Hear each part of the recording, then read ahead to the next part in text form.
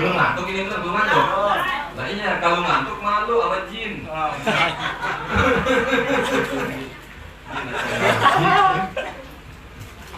Kemarin fardu wudu baru 2 ya, niat sama membasuh muka. Sekarang yang ketiga, wasalisu ghusl yadaini ilal mirfaqaini, dan yang ketiga fardunya wudu membasuh kedua tangan sampai kedua sikut.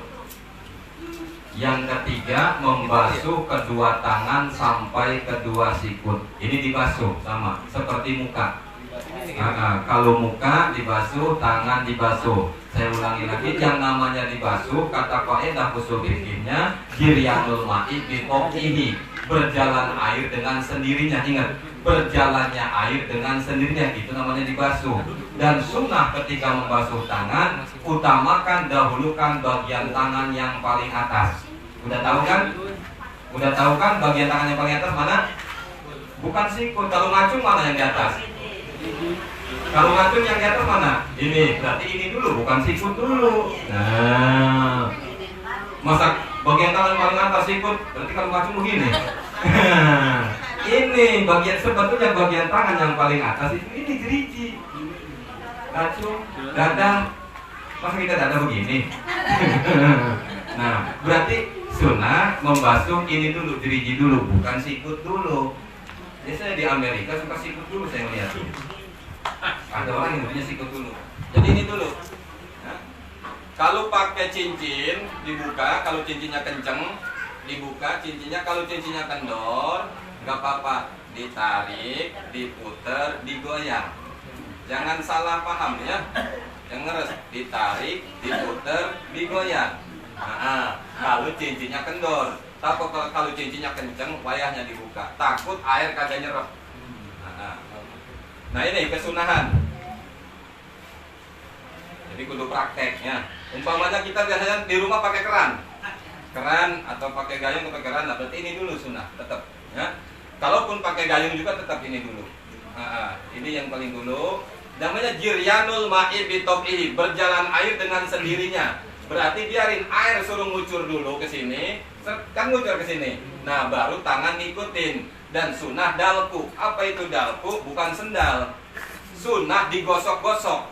Cara gosok-gosoknya, dan ini ketika jeriji sunnah di sela-sela. Ngerti sela-sela kagak? Kalau jerijinya jarang, artinya apa? Nggak rapet. Gimana orang yang jerijinya rapet? Jangan dipaksa dibentet-bentet. Kalau ada orang jeriji tangannya kayak kaki bebek, nah, bukan kaki bebek, dia mah ada begininya. Nah, itu jangan disobek gitu. Biarin umpama. Nah, begitu kita di keran atau pakai gayung, kadang-kadang gimana ya nyontohnya gayungnya ya? Udah pokoknya begini aja.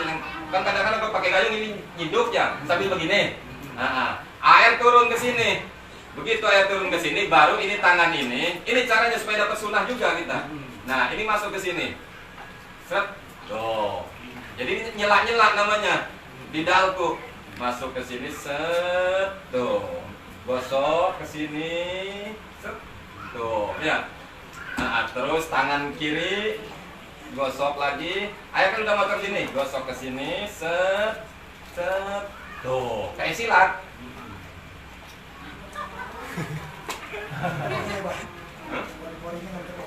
Nah, itu ilal mirfaqaini sampai sikut. Sikut ini batas, ya. Batas wudu. Sunnah lebihin 5 jari, buroh namanya. Ketika membasuh tangan, lebihin, jangan cuma sampai sikut doang. Kalau cuma sampai sikut doang, emang itu batas, ya. Mimba bima la yatimul wajib illa bihi fahuwa wajibun. Setiap batas itu wajib, maka membasuhnya hukumnya wajib. Biar dapat sunnah, lebihin ukuran 5 jari sampai sini basahinnya. Tuh. Gimana umpamanya ibu-ibu biasanya kalau lagi jalan kemana-kemana suka bajunya kenceng. Nah, ya. Kita mau nipis begini sampai sikut kenceng. Nah, jangan dipaksa disobek, udah biarin, tidak usah ditarik sampai ke sini kalau susah. Daripada sobek mendingan dibasahin. Nyerep kan airnya? Nyerep kagak? Nyerep. Nah, itu. Yang penting itu set, biar air masuk ke dalam. Tuh, kan nyerep sini masuk. Ya, Mbak katanya nanti gimana basah? Udah basah mau cepet kering daripada nanti kagak sah wudhu kita. Nah, begitu. Basahin nggak apa-apa. Basahin. Nah, biar basah sampai sini. Kalau itu sampai sini, umpamanya basahin sampai sini. Ini sunnah. Dan sunnah 3 kali jadi yiryanul ma'i bitobihi, berjalan air dengan sendirinya, bukan langsung begini-begini doang, bukan. Kalau wudhu di bangsret gini-gini doang, kagak sah. Biarkan ngocor dulu. Gimana umpamanya kalau di kolamnya gede kayak kolam baji, udah masukin aja langsung tangannya, baji enak. Nah, sampai segini goyang udah. Nah, digoyang puter-puter, goyang. Kan sudah 3 kali sambil digosok-gosok. Nah, enak begitu. Kalau kolamnya gede, tapi kalau kolamnya kecil mah kagak boleh. Ya, kolam yang boleh dikobok kalau kita wudhu kan udah dijelasin dulu udah ukuran 2 pula 60 cm, 60 cm, 60 cm kan itu ukurannya. Panjang ke sini 60 cm, lebar sini 60 cm, dalamnya 60 cm, itu ukuran 2 pula 60 berarti 6 kali 3 180, ukuran isi 180 liter, atau kita jangkauin isi 200 liter airnya, baru boleh dikobok. Nah, kalau kita punya kolam ukuran 2 meter, ya udah banyak banget itu mah. Yang penting ada airnya. Biar kolamnya gede kayak kalau airnya ya. Itu. Pak ilam yakun lahu, ingat ya, sampai sikutnya. Sampai sikut. Kalau orang wudunya cuma sampai ini doang, berarti kagak sah wudunya. Nanti di akhirat ini putih, kesini kurang putih, lemuk. Biar selesaikan, biar sempurna wudunya. Jangan sampai sini doang atau wudu sini. Aduh sayang katanya nih baju nanti takut basah. Sekarang kita di dunia sayang baju mah nanti paling kekuatannya berapa tahun hancur habis. Tapi gimana kita nanti di akhirat? Hancur badan kita kalau wudu kagak sah, sebab sholatnya kagak sah. Nah, ya.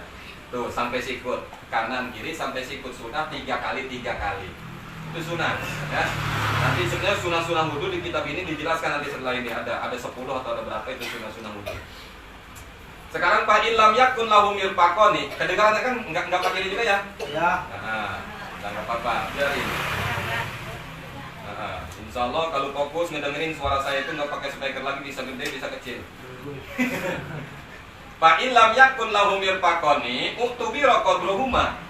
Sekarang umpama ada orang nggak punya sikut. Sambil ngopi. Cari. Belum. Saya sambil ngerokok ya, nggak apa-apa ya. Jadi biar tambah semangat. Saya kalau ngajar anak-anak santri tetap itu sekali ngajar sebungkus habis sambil ngerokok ya. Nyampai.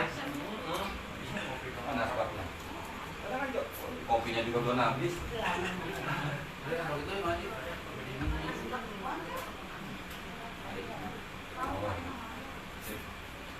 Tadi apa tadi? Sampai mana tadi? Sikut. Pak ilam yakun lahu mirfaqoni. Umpama ada orang nggak punya sikut, bukan buntung tangannya, nggak punya sikut. Sejak lahir nggak ada sikutnya. Nah, ini repot juga. Kok kenapa ada di kitab? Mungkin dulu apakah terjadi ada orang tangannya mah ada tapi nggak ada sikutnya, berarti lempeng begini. Sementara kewajiban artinya bukan nggak bisa bengkok, cuma nggak ada cirinya. Kalau kita kan ada ciri ya sikut. Mungkin ada orang nggak ke ciri, nggak ada sikutnya. Nah itu gimana wudunya? Nah ini suatu masalah ini, suatu muskilah ya, suatu masalah. Makanya ada di kitabnya. Mungkin dulu pernah terjadi ada orang nggak ada sikutnya, atau nanti suatu saat kita ngalamin ngelihat orang nggak ada sikutnya, atau ada orang yang nanya sama kita. Kalau udah ngaji bahkan tahu kita jawabnya ya. Kadang-kadang kan orang ngetes mulu. Itu gimana kalau orang wudu nggak punya sikut? Nah, nggak ada sikutnya. Nah di sini uktubira qadruhuma, maka dihitung ukuran umumnya. Batas sikut itu di mana? Itu gampang ukurnya, sejengkal dari pundak. Sejengkal. Dari ini jengkal. Sini jengkal. Sebenarnya ukuran manusia itu nggak jauh sejengkal. Nyawa lu dibang sejengkal, bener. So, dari sini sejengkal. Ini pemati. Kalau ditotok ininya mati orang. Sejengkal. Juga ke sini sejengkal. Totok ininya. Nah. Ke sini sejengkal. Totok ininya lehernya mati orang. Pantas ada bahasa orang tua dulu, nyawa lu dibang sejengkal. Bisa buat jengkalin. Bener. Totok jalan darahnya. Nah, ke sini totok jalan darah. Ini jalan darah, sejengkal. Wah, ini coba dah ntar jengkalin derek. Lah, dari pusar kita ke bawah sejengkal lagi. Biar mau orang gemuk, mau orang terus sejengkal gitu. Sejengkal hadapun bujal kan gitu. Sejengkal di bawah pusar itu.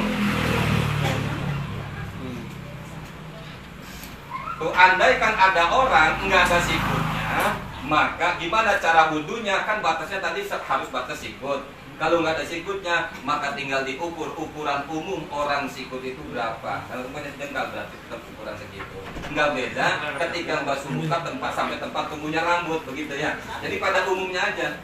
Wa yajibu ghuslu ma'al yadaini min sya'rin wa sin'atin wa usbu'in za'idatin wa adhafirin. Dan wajib membasuh apa-apa yang ada di kedua tangan.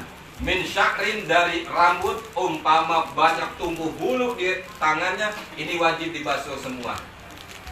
Wasil atin, ada kutil di tangan, ada kutilnya rembel, kutil sampai 2 jengkal. Umpama di tangannya ada kutilnya, itu kutilnya kudu kebasuh juga. Ada kutil, ada tai laler. Gimana kalau tai kebo? Buang. Kalau tai laler mah biarin. Wa usbu'in za'idatin. Dan umpama ada orang, kayaknya ini udah umum dah, kita sering lihat, jerijinya lebih. Nah, jerijinya lebih, tumbuh lagi di sini. Orang kita mah 5, dia mah 6 gitu ya. Nah, ini yang lebihnya juga kudu kebasuh ketika wudu. Ini 6, ini 6. Jadi kita mau ngitung 10, dia mah 12. Ada yang nongol jempolnya gitu ya, atau di sininya tek gitu. Nah, itu semua yang tumbuh di tangan itu kudu kebasuh. Kalau wah ini mah lebih nih kata biarin aja, yang lebih mah nggak usah kebasuh, tetap mesti kebasuh ya. Dan jangan dipotong, biarkan itu. Ada keistimewaan dari Gusti Allah. Wa azafirin, dan seluruh kuku yang ada di tangan kita ini mesti kebasuh ketika wudhu.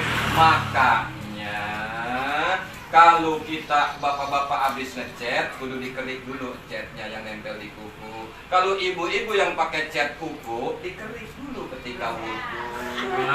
Jangan sampai senang. Kalau pacar Mekah boleh, ya kan pacar Mekah mah yang halus itu bubuk ya. Terus itu kan ada warnanya, itu mah sebutnya tapaknya, acarnya boleh. Sebab apa? Airnya, zatnya, wujudnya udah hilang. Kalau yang ada cat kuku itu kan ada ya. Nah itu mah kan nempel itu mah. Apa? Ketek apa namanya?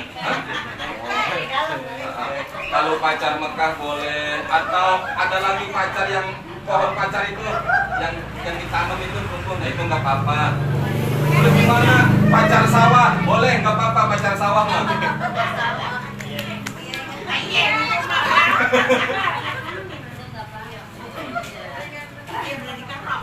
Ini hampura ininya.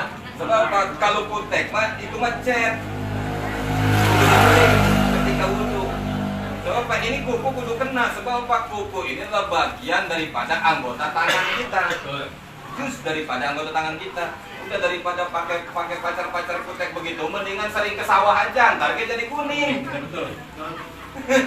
Sering ke sawah pada kuning itu, sampai ke celana kayak kuning itu. Jadi bisa. Iya. Apa kalau bahasa sono mah iyeng itu. Apa gitu ya? Itu si iyeng dia di sawah kali ya. Makanya sebutnya tayeng. Nah, sama sini kayaknya. Nah itu mah kalau tayeng mah nggak apa-apa, nggak masalah. Nih.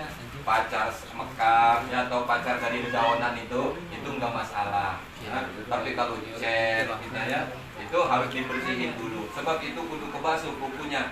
Jangan ada syaratnya, nanti ada syarat wudhu itu, jangan ada sesuatu yang menghalangi datangnya air ke anggota wudhu. Dan kotoran-kotoran yang ada di kuku ini kudu dibersihin. Supaya apa? Tidak menghalangi air yang datang. Makanya ada sebagian penjelasan makruh miara kuku. Manjangin kuku makruh kalau tidak bisa ngerawatnya. Kalau bisa ngerawatnya, monggo. Artinya apa? Kuku kita panjangin sampai 2,5 meter umpamanya ya. Asal bersih, bisa ngebersihinnya. Kita nggak bisa, ada salonnya, bawa ke salon kuku. Utama. Kan ada orang itu sampai kalau kita sering buka internet tuh ada yang sampai manusia terpanjang kukunya. Hongkong ruwel kalau itu. Ya kalau bisa ngebersihinnya, monggo. Ya. Cuma kita ribet banget. Itu, iya. Gak apa-apa, ketika wudhu, ya kita makan umat Islam ada perintah sholat, ada perintah wudhu. Asal bersih aja. Pendek atau panjang, yang penting bersih. Dan seluruh yang kuku yang ada di tangan kita ketika wudhu wajib kebasuh. Dan rambut-rambut yang tumbuh di tangan kita, mulai dari sikut sampai ini biji, umpamanya ada orang penuh dengan bulu, ya kayak sun gokong gitu. Wajibu izalatu matahtaha, ini jelasin. Dan wajib menghilangkan sesuatu yang ada di bawah kuku. Min washin, dari kotoran yamna'u usulal ma'i ilaihi, yang dapat mencegah datangnya air ke kuku tersebut. Bersihkan apa yang ada di kuku, kotoran-kotoran itu bersihkan, jangan sampai terhalang air datang ke kuku ya. Kalau terhalang berarti kagak sah wudunya. Sebenarnya ini pelajaran udah sering ulang-ulang, yang banyak guru sebelum saya menyampaikan juga. Tapi yang apa diulang-ulang biar tambah paham. Ya. Warobi'u masubah diroksi, yang keempatnya fardu wudu mengusap sebagian sirah. Ngerti sirah kan ya? Sirah ini pala, mengusap sebagian sirah min dzakarin au unsa, baik itu laki-laki atau perempuan. Yang diusap ketika, nah ini masuk ya, diusap. Bukan dibanjur, bukan dibasuh. Kalau tangan dibasuh, muka dibasuh, kalau sirah diusap. Nah berarti diusap apa boleh? Diusap, bukan ditotol. Yang namanya ngusap kan gini. Nah, ini ngusap namanya. Di planet udung. Nah, kalau ini diusap apa bukan ini? Ini kamu kan ini puyeng nih. Ditetok ini puyeng, bikin setoran nepok. Apalanya kagak umpamanya. Atau ngusap sebagian rambut yang ada di batas pala. Yang ada nih, mana batas pala ini? Nah, jadi ininya doang nih, rambutnya doang. Tapi kalau rambut yang udah keluar dari batas pala, kagak boleh, kagak sah. Contoh, saya ini rambut panjang. Ketika wudhu, saya nggak mau ngusap ini, ininya doang yang saya usap. Karena itu diminyakin, umpamanya, ujungnya. Berarti ibu-ibu kan panjang rambutnya. Dan ininya doang, kagak sah. Sebab apa? Ini udah keluar dari batas pala. Nah, makanya saya panjangin rambut buat nyontohin ketika ngaji. Kalau saya gundulin, lah kita nyontohinnya repot. Jadi rambut yang udah keluar dari batas pala ini jangan diusap. Yang boleh soten sah wudu mau di depan ke mau di belakang ke boleh. Makanya ada orang dulu wudu sini. Ya, di sini. Cuma terlalu gaya banget. Keren-keren. Udah umumnya aja kita main ini. Kalaupun ada umpamanya diambil rambutnya doang selembar atau 3 lembar, usap rambutnya doang, nggak apa-apa sah. Iya. Kita main ini langsung palanya. Boleh. Wala tuta'ayyanul yadu lil masjid. Nah ini ada lagi. Kita dulu kemarin taunya asal ngusap sirah, tetapi di mana wala tuta'ayyanul yadu lil masjid bal yajuzu bi hirqatin. Umpama saya mah enggak mau ngusapnya enggak pakai tangan lagi. Pakainya umpamanya pakai kayu. Sayang tangannya udah diminyakin, udah begitu wudu gaya-gayaan. Umpamanya ada orang seperti itu, kalau kita ngaji maka jadi tahu nih. Banyak air di keran ini ada pakai ini umpamanya. Atau pakai sendok. Atau pakai ini dijarit. Ngusapnya begini, sah. Boleh. Tuh. Enggak apa-apa sah. Jadi nggak mesti pakai tangan. Wala tuta'ayyam, tidak ditentukan di dalam musab itu mesti pakai tangan. Walau bihirqatin bal yajuzu bihirqatin, boleh pakai lamak ya, pakai jarit atau ujung ini apa ibu-ibu ujung kudungannya dibasahin aja di keran bisa begini. cuma terlalu keren banget ya. Ya umpama ada orang umpamanya tangannya nggak ada jerijinya, ya nggak ada jerijinya, atau cuma segini doang atau gimana lah. Umpama kalau mengusap ke sini nggak sampai dia, ngusap ke sini tangannya di sini tumbuhnya, dibantu dah pakai kayu, begitu, boleh nggak apa-apa, pakai kayu begini, nggak apa-apa, tuh boleh, bal ya juzu, artinya ya juzu itu boleh, nggak apa-apa. Wa ghairiha, selain kain berarti mau kayu, mau sendok, mau apa, umpama ada. Cuma kan nggak umum di kita. Cuma nanti umpama ada yang seperti itu jangan disalahin. Oh berarti yang waktu itu kita ngaji bener. Oh enaknya ngaji begitu. Iya, tahu. Jadi tahu. Akhirnya ketika ada yang beda dengan kita udah mudah nyalain kita. Oh iya dia mau pakainya cara gini yang di kitab itu, yang di Haji Malam Jumat itu. Alhamdulillah untung saya ngaji jadi tahu. Kenapa? Orang yang gampang nyalain makanya nggak tahu. Taunya tok itu doang, taunya wudhu itu ngusap sirah. Udah, kalau ngusapnya di sini nggak boleh. Taunya pokoknya itu ngusap sirah. Terus rambutnya dong, nggak boleh. Wah, berarti ngajinya baru segitu doang. Oh iya, ngusap di sini boleh, dimakan. Mau di sini boleh, mau di sini boleh, mau di tengah-tengah boleh. Terserah asal jangan di pantat. Oh, enak aja kan gitu ya. Walau gosala rosahu jasa, walau wadu'a yadahu, walau wadu'a yadahul mabdulah, walam yuharis hajaza. Andaikan seseorang itu bukan musab, ini mah dibasuh, sirahnya dibasuh doang, boleh nggak? Boleh. Kalau bisa apa tadi kan kita umpamanya air beginilah, atau di keran begini, sap doang, dibasahin, sap. Ini mah dibanjur semua. Kagak diusap lagi, diguyur pakai apa? Patok atau jur aja terus baru kita diusap begini. Boleh? Boleh. Ada lagi begini. Walau wabu ayadahul mabdullah walam yuharitha jaza. Andaikan orang itu dibasahin tangannya, kemudian ditempelin, seret, ditempelin doang, nggak diusap, nggak dirobah-robah, boleh? Boleh. Nah, enaknya ngaji begitu. Seret. Begini doang, boleh.